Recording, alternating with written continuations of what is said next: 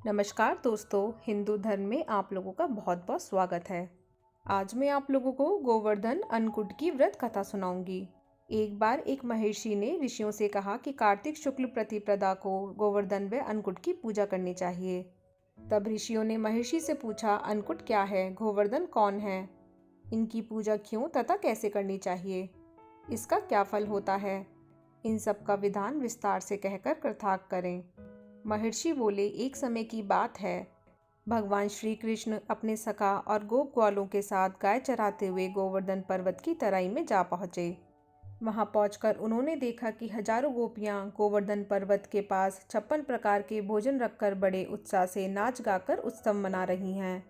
श्री कृष्ण ने इस उत्सव का प्रयोजन पूछा तो गोपियां बोलीं, आज तो घर घर में ये उत्सव हो रहा होगा, क्योंकि आज वस्त्रासुर को मारने वाले तथा मेघों व देवों के स्वामी इंद्र का पूजन होता है। यदि पूजा से वे प्रसन्न हो जाएं तो ब्रज में वर्षा होती है, अन्न पैदा होता है तथा ब्रजवासियों का भरण पोषण होता है। यह सुनकर श्री कृष्ण ने कहा, यदि देवता प्रत्यक्ष आकर भोग लगाएं तब तो तुम्हें यह उत्सव जरूर करना चाहिए।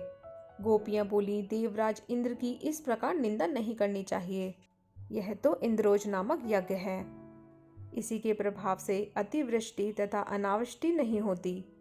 श्री कृष्ण बोले, इंद्र में क्या शक्ति है, उससे अधिक शक्तिशाली तो हमारा गोवर्धन पर्वत है, इसी के कारण वर्षा होती है। अतः हमें इंद्र से भी बलवान गोवर्धन की पूजा करनी चाहिए। इस प्रकार काफी वाद विवाद के बाद श्री कृष्ण की ही बात मानी गई तथा ब्रज में इंद्र के स्थान पर गोवर्धन की पूजा की तैयारियां शुरू हो गईं। सभी गोप ग्वाल अपने अपने घरों से पकवान लाकर गोवर्धन की तराई में श्री कृष्ण द्वारा बताई गई विधि से पूजन करने लगे। उधर श्री कृष्ण ने अपनी आदि दैविक रूप से पर्वत में प्रवेश करके ब्रजवासियों द्वारा लाए गए सभी पदार्थों को खा लिया तथा उन सबको आशीर्वाद दिया।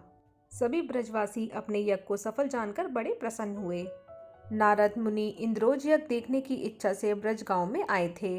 उन्हें भी इंद्रोज यज्ञ के स्थगित होने तथा गोवर्धन पूजा का समाचार मिला। यह सुनते ही नारद अपने स्वभाव के अनुसार इंद्रलोक जा पहुंचे तथा उदास होकर बोले, गोकुल के निवासी गोपों ने इंद्रोज यज्ञ बंद करके आपसे बलवान गोवर्धन की पूजा शुरू कर दी है। आज से यज्ञों आदि में उसका भाग तो गया ही, यह भी हो सकता है कि किसी दिन श्री कृष्ण की प्रेरणा से वे तुम्हारे राज्य पर आक्रमण करके इंद्रासन पर भी अधिकार कर ले। नारद तो अपना काम करके चले गए। अब इंद्र क्रोध में लाल पीले हो गए। ऐसा लगता था जैसे उनके तन बदन में अग्नि ने प्रवेश कर लिया हो। अधीर होके उन्होंने मेघों को आज्ञा दी कि वे गोकुल में जाकर प्रलय का सा दृश्य उत्पन्न कर दें। मेघ ब्रज भूमि में जाकर मूसलाधार बरसने लगे। कुछ ही पलों में ऐसा दृश्य उत्पन्न हुआ कि सभी बाल ग्वाल भयभीत हो उठे।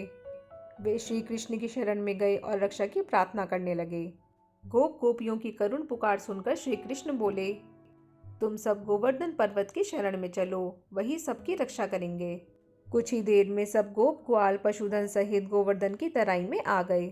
तब श्री कृष्ण ने गोवर्धन को अपनी कनिष्ठा उंगली पर उठाकर छाता सा तान दिया और सभी गोप ग्वाल अपने अपने पशुधन सहित उसके नीचे आ गए। 7 दिन तक वे उसी की छाया में रहकर अतिवृष्टि से बच गए। सुदर्शन चक्र के प्रभाव से ब्रजवासियों पर एक बूंद भी जल की नहीं पड़ी। यह चमत्कार देख के और ब्रह्मा जी द्वारा श्री कृष्ण अवतार की बात जानकर इंद्रदेव अपनी गलती पर पश्चाताप करते हुए श्री कृष्ण से क्षमा याचना करने लगे। श्री कृष्ण ने 7वें दिन गोवर्धन को नीचे रखा और ब्रजवासियों से कहा कि तुम प्रतिवर्ष पूजा कर अन्नकूट का पर्व मनाया करो, तभी से ये पर्व के रूप में प्रचलित है।